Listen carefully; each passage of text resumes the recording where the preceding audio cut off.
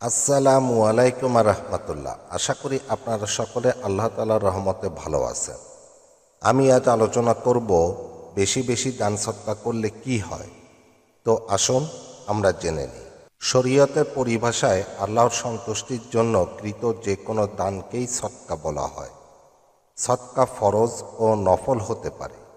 সম্পদশালী মুমিনদের জন্য প্রতি বছর নির্দিষ্ট পরিমাণ সদকা করা ফরজ, যা জাকাত হিসেবে পরিচিত।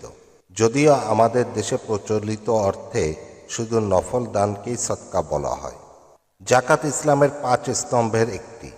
জাকাত আদায় না করা কবিরা গুনাহ। আল্লাহ তাআলা বলেন, হে মুমিনগণ, আমি তোমাদেরকে যে রিজিক দিয়েছি তা হতে ব্যয় করো। সেদিন আসার পূর্বে, যেদিন থাকবে না কোনো বেচাকেনা, না কোনো বন্ধুত্ব এবং না কোনো সুপারিশ, আর কাফিররাই জালিম। সূরা বাকারা 254 নম্বর আয়াত। জাকাতের বাইরে নফল সদকা করা অত্যন্ত ফজিলতপূর্ণ আমল।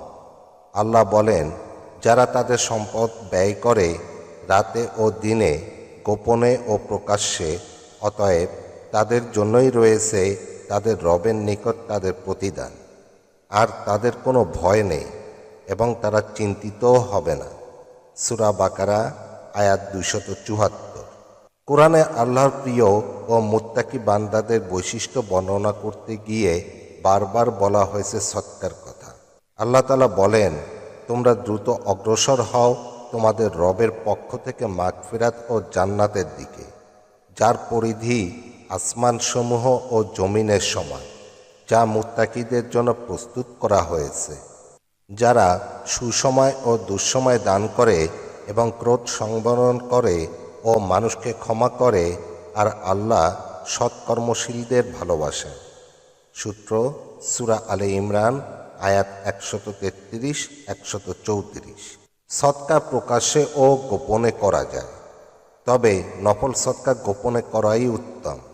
আল্লাহ বলেন, যদি তোমরা প্রকাশ্যে দান করো তবে তাও উত্তম, আর যদি তোমরা তা গোপনে করো এবং তা অভাবগ্রস্তদেরকে দান করো তবে তা তোমাদের জন্য আরও উত্তম। অধিকন্তু তিনি তোমাদের কিছু গুনাহ মোচন করে দেবেন, যা কিছু তোমরা করছো। আল্লাহ তার খবর রাখেন। সূত্র সূরা বাকারা আয়াত 271।